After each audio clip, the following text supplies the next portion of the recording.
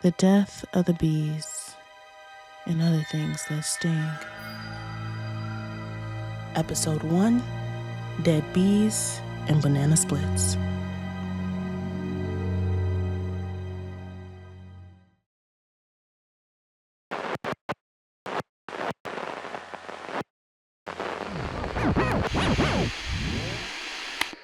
Hello? Hello? Is anybody out there? Hello? Hello?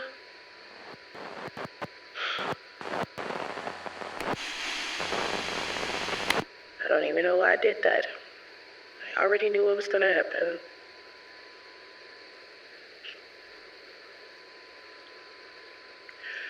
Maybe I should try a different method.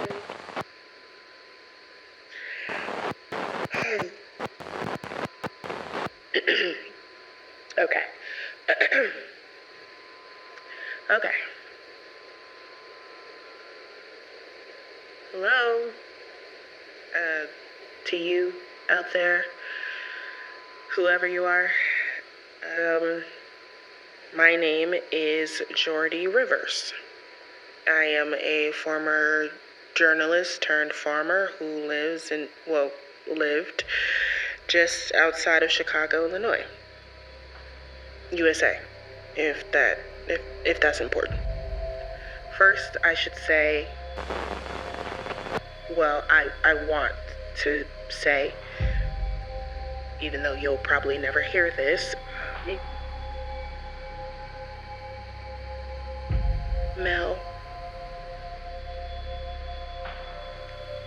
I'm so sorry. I'm so sorry I didn't go with you, and I'm sorry I didn't help, and I'm sorry I didn't listen to you.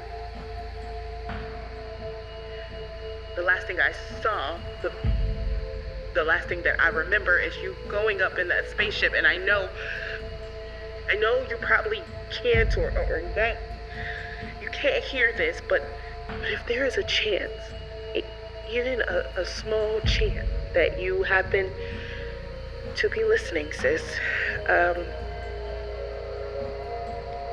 I want you to try to recall the moment when we were kids and we had that banana split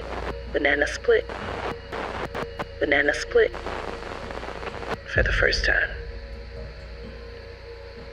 I hope we can have it again one day, sis. Let me know if you're ever in need, and I'll be there.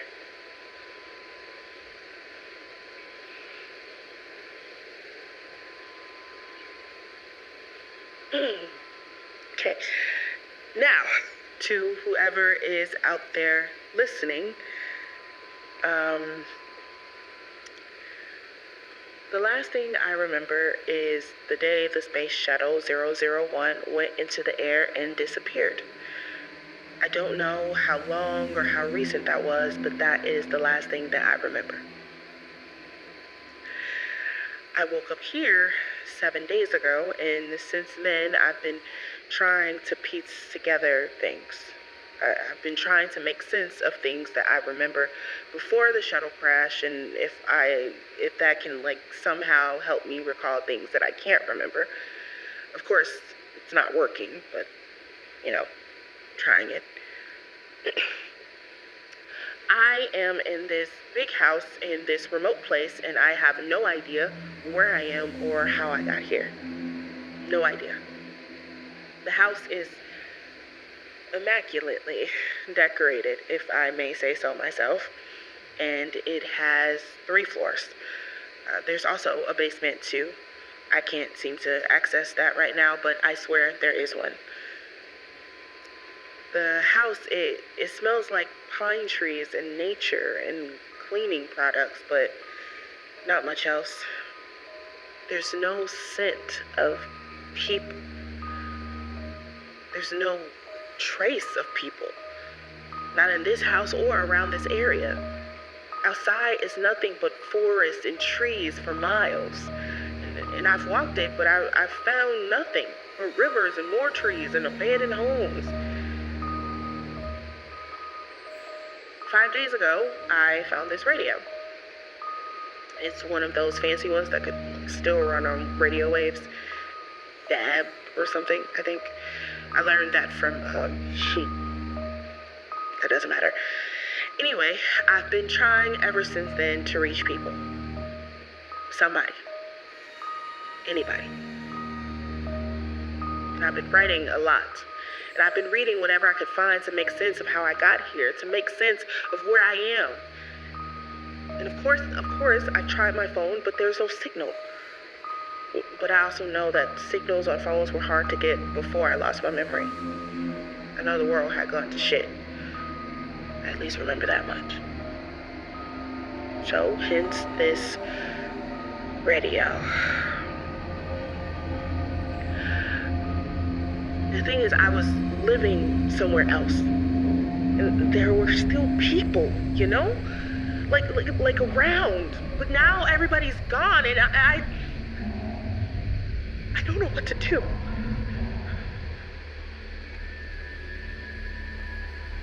I've got a really bad feeling.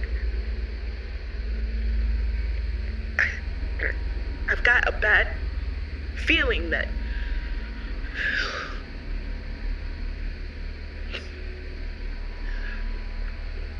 so I wanted to share this in case someone remembers something that I don't. Or in case someone hears this and takes pity on me, because I'm hoping someone is out there. There has to be someone, right? Everyone couldn't have chosen to. Okay.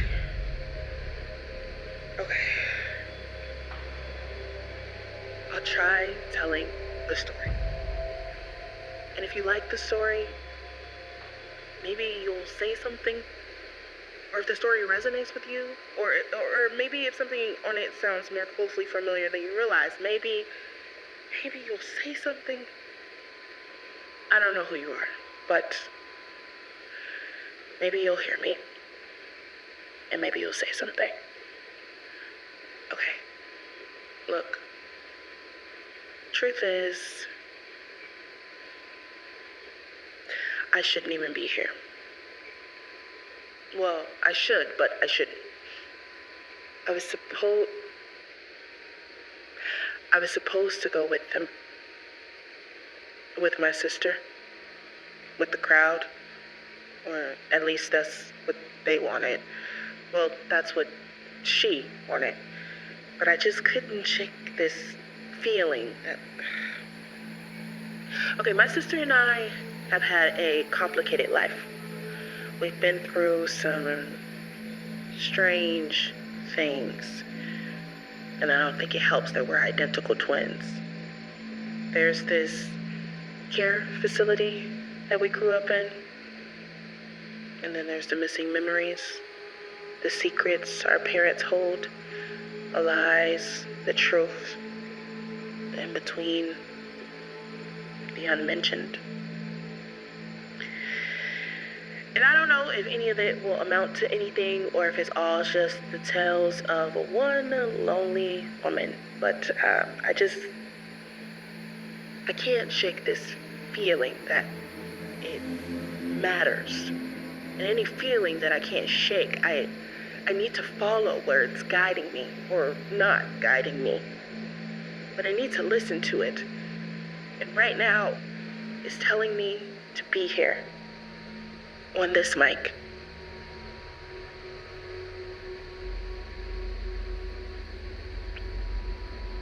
Do y'all remember everything that happened with the bees? I think life changed for me significantly that day. There are a few days in your life that change the whole trajectory. But that one was one for me. I mean, now that I think about it, I'm sure it was for everybody, really, but it had been a normal day. Well, as normal as it could be. The Great War had just ended 3 weeks prior, so I was starting to gain a routine. Because the war had destroyed so much and left the air barely breathable, normal and routine felt like strange words. But I was starting to gain more of a footing again. We all were. I woke up in my room on my family's farm to the sound of rain against the window. It was loud and aggressive, and I wasn't totally convinced that the sound of it hitting my window wasn't what woke me up. My grandparents had died right before the Great War. Back-to-back heart attacks. Lucky, if you ask me. And they had left us this farm, to our surprise. They were rich and very modern, so the farm seemed out of left field.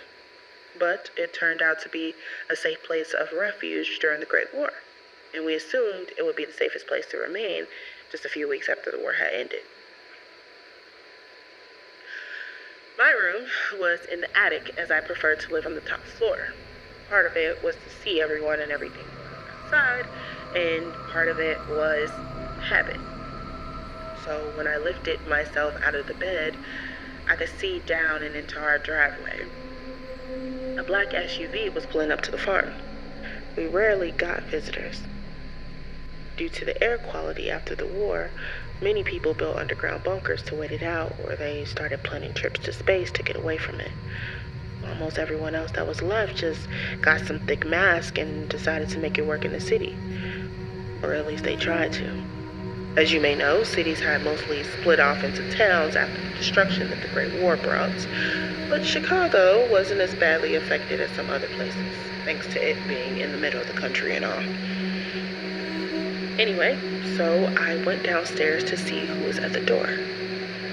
As I approached in my morning robe, I remember my sister Mel opening it and me walking towards the door behind her to figure out who these guests were. But then my memory stops. When I jolted awake hours later, I was back in my bed in the attic. I lifted myself up and the rain seemed to have gotten 10 times worse. At this point, I was sure it had woken me up. Before I could make sense of what time it was or how I gotten back into bed, my head started throbbing. My ears started ringing too, and it was like someone was banging a hammer against my head over and over and over again. And as I held on to my head for dear life, a knock came at the door. I yelled for them to come in, as I definitely could not move on my own. It was Mel. Her long, distressed locks were flowing down on her head, which was unlike her as she normally wore it in a bun. And her caramel skin looked a gray color, like she was tired or weary or exhausted or something. To be honest, she looked a mess. She immediately came over to me and hugged me, and we just did that for a moment. Now, Mel and I, we were not people who didn't hug. We of course hugged, but something about this felt, I don't know, different, I guess. During the hug, my headache just went away. Mel released me from the hug and looked me straight in my eyes, taking my hands as she did so. She asked me if I had remembered anything after answering the door with her earlier that day. I told her no. She said that she didn't either, which I found bizarre, but not necessarily weird, given our history. But she said that Joanna and Michelle don't remember anyone arriving the whole day, and that they'd been playing games in the family room since it was their day off. Now that was odd. I'm sure I passed my cousins Joanna and Michelle as I walked towards the door that day. They looked at me from the family room when I walked that way because they were curious on who was arriving as well. So I was sure the two of them would at least remember this info. But maybe I was wrong. Maybe I hadn't seen them at all.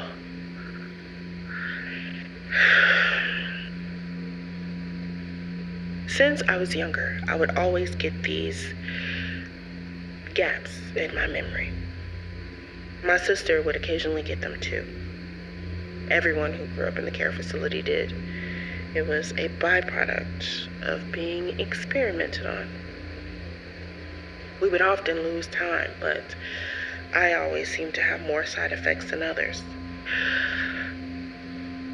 Probably because of my specific circumstances. But there's no way my cousins would lose theirs. After all, they weren't even involved in the care facility to my knowledge. Besides, neither Mel or I had lost our memories in years. I still had a few problems, especially back when I was living in NYC as a journalist, which led to some career issues. But I was now taking medication that helped to stop that. Or so I thought. But then again, I don't know. Maybe I had become too reliant on it, or maybe Mel had become too reliant on her meds too. But maybe mine was a little worse, as things typically were for me. And maybe now I wasn't only losing memories, but the ones I had were becoming slightly jumbled. Because Mel says she never saw Joanna or Michelle as she went to the door either. So where did that memory come from?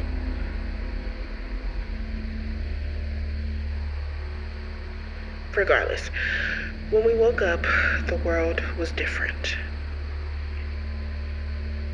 Mel had informed me that she had woken up 2 hours earlier and had learned soon after that all the bees had died. The bees had died? Who would kill the bees? And how? How would they kill all the bees across the world? And why?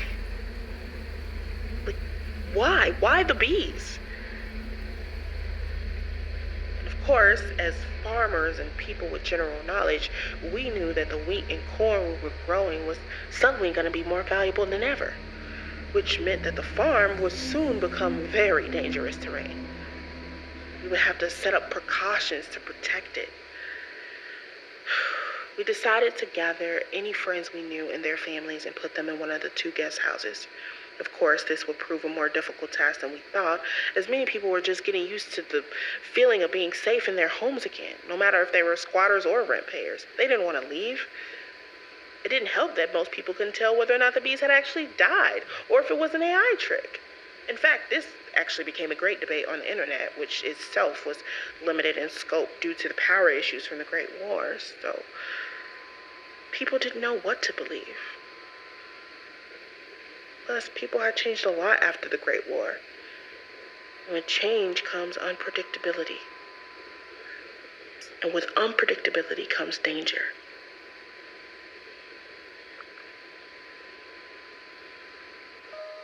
I looked out at the rain, thumping hard against the window, wondering why it wouldn't just stop. Just stop. But it must have had its reasons to keep going.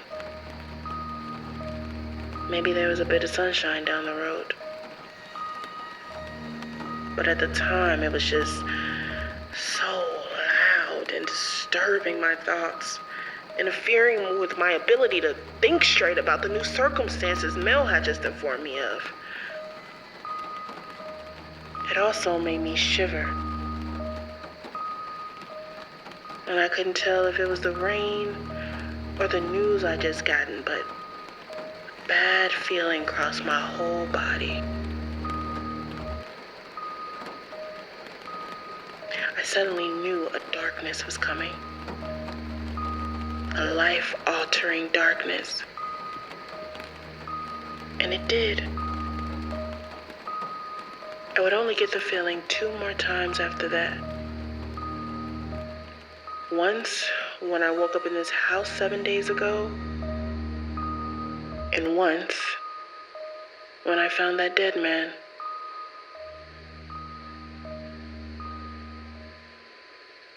Somehow I'm starting to think they're all connected.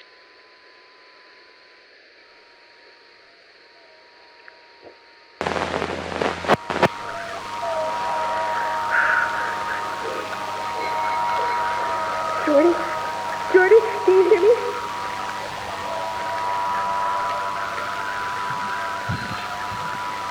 Jordy? Jordy? Can you hear me? It's me, Mel? Jordy? Jordy!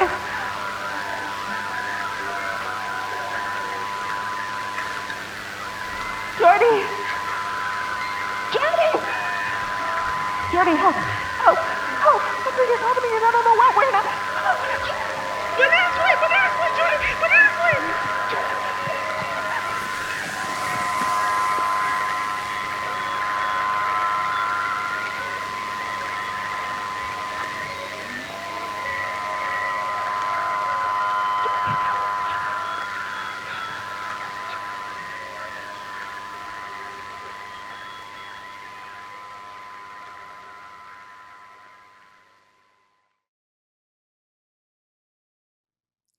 Thank you for listening to The Death of the Bees and Other Things That Sting, written by and starring Kyla Sylvers, sound design and editing done by Faith Butz, and produced by Melanin and Magic Productions.